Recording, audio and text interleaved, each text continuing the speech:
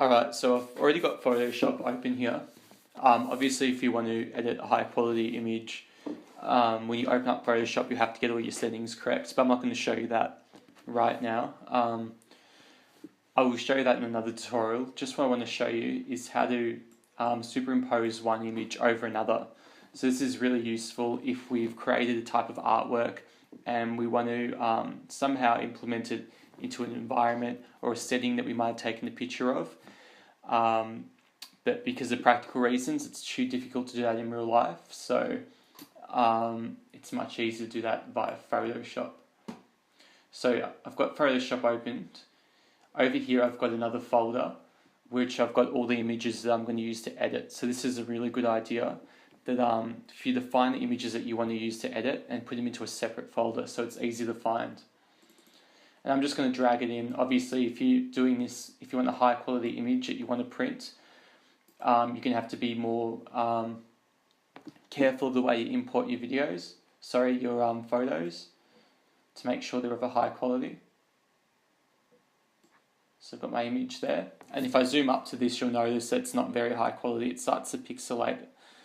I don't need to go that far for it to start to pixelate, but for what we're doing now, this is fine. So this is our setting, and we're going to put superimpose an artwork over this. At the moment it's called background and it's locked, so you can't edit it. So I'll just double click on it, and change it to layer 0. That way it's not locked, that little lock icon's gone, and I can edit that now.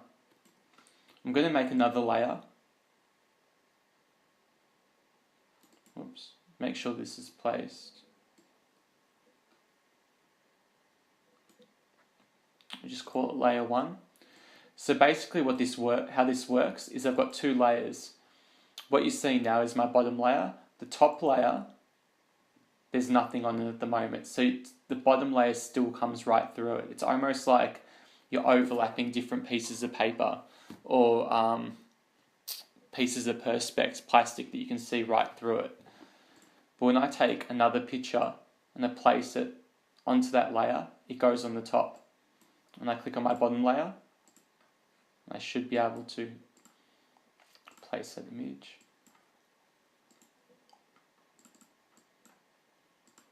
If I place this one on top of it, and then suddenly that image disappears because it's on the layer underneath. But I want this layer on top. And now what I'm going to do is I'm going to decide where I want to put my artwork on the wall. So I might decide over here where it's relatively plain. I might place it there. Great. So next thing we're going to do is we're going to start cropping and cutting all around the outside of it. And the easiest way to do this is Quick Selection tool or Magic Wand tool. I think for this quick selection will pick it up much more easy. And you can always go to step backward if you've made a mistake and you want to go back. It's kind of like our undo button.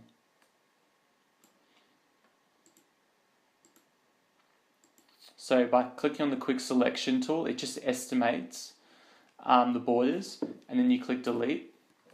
So this is interesting because it's come up that it's a smart object. So basically we can't edit a smart object, and we need to rasterize it and turn it into pixels so Photoshop could edit it properly. So it will usually ask you if you want to rasterize the image, and you just go to OK and it'll do it automatically. And you can also go to the top and you can pick if you want to undo it. I've just deleted then my quick selections tool, so I'll go back, deselect, so right click, deselect if you want to deselect anything you've selected, and I'll just click on that as I'm selecting, and then I press delete, and done. That's simple. And I'll just keep doing that. Sometimes when you get to these really small places, it can't pick the borders properly, especially if you've got a lot of detail. And in that case, we can use our eraser, and I'll show you how to use the eraser later.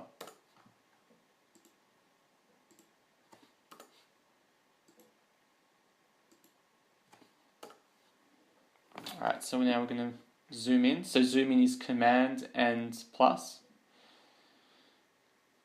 And that's looking pretty good. Alright, so the next thing I'm going to show you is how to put that into perspective, because at the moment it doesn't really look like it's on the wall, so we have to change the perspective of it. So what I'm going to do is I'm going to click on this square here. First I go deselect. To deselect that, click on my square, select the area that I want to edit, and this whole area here we're going to turn into a new perspective. So once we've selected that, we go up to edit, all the way down to transform, and then click on perspective. And this will let us adjust its perspective. So I might grab it from the bottom here. And this could be a little bit fiddly. And basically what we want is those bottom lines, the lines at the bottom, to match up with those lines on the wall. And see how once I'm doing that, it's starting to look like it's in perspective. I might move him down a little bit. Actually, maybe I won't do that. I think that was right how it was. So now it's actually looking like it's on the wall. And it's going to ask us if we want to apply that, and we'll go apply. Deselect. And so now it's kind of looking like he's on the wall, but we still have a problem here. And it's these parts. That hole there, it's kind of, it doesn't look like it should be behind our paste up, because that's what it looks to be, a bit of a paste up. And there's also a pole here, like a sign going right through him. So we're going to have to use the eraser and erase that area. So what I do sometimes to help me is I go into my other layer and I just sort of get an idea of maybe where those lines are. And I go back over and I'll start editing that out. So basically what we do is that we go down to eraser, click on the eraser tool, and you can also change the size of the eraser tool up here to making it really large. So as you can see, the circle gets a lot larger. Or if you want to do smaller detail, which is what we're doing, we want to make sure it's nice and small. So we'll select that and we'll zoom up, Command and plus, and we'll just carefully erase it. I'm not too worried about it being perfect. Actually, I made a mistake. We have to select the whole area just like we did when we put in perspective first. So we'll select that, select eraser,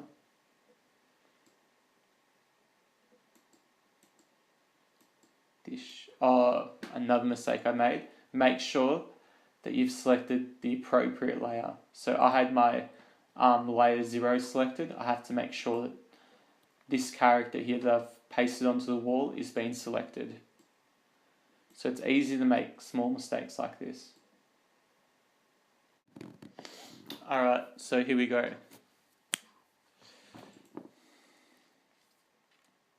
Select this area because this is where I want to edit. Select eraser tool and I'll start carefully rubbing out just this area here.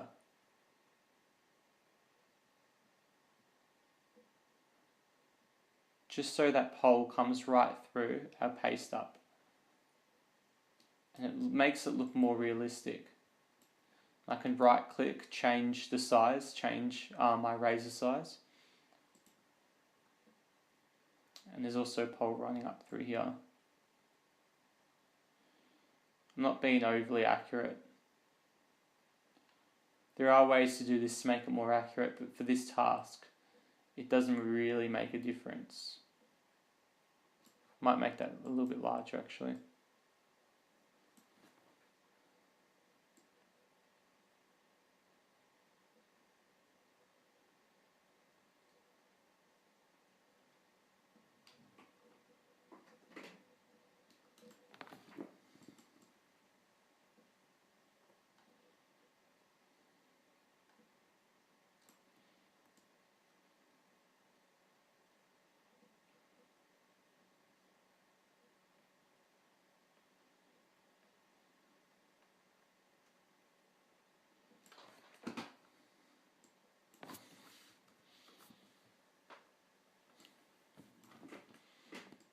Zoom up and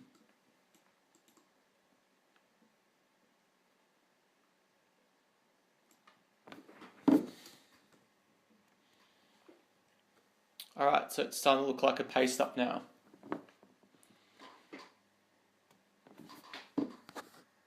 Great, and that's it.